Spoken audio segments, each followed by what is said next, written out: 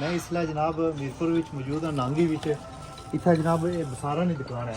Eli बसार ना है इन्होंने दुकाने का ना आया ये रोस्ट मसाला है रोस्ट मसाला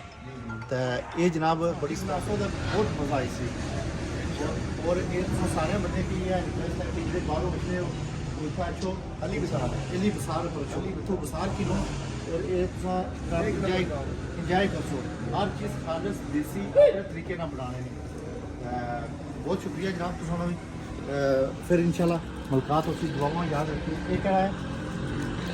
चाट मसाला है ये ना मिकी नाज़रीन ने चाट मसाला मिकी ना दिता गिफ्ट के तौर पर तोहफे के तौर पर ताकि सरकार की नहीं जाओ तो इसकी जनाब होता है चेक करो देख लाओ ये जो चाट मसाला ये फ्रूट चाट वाला है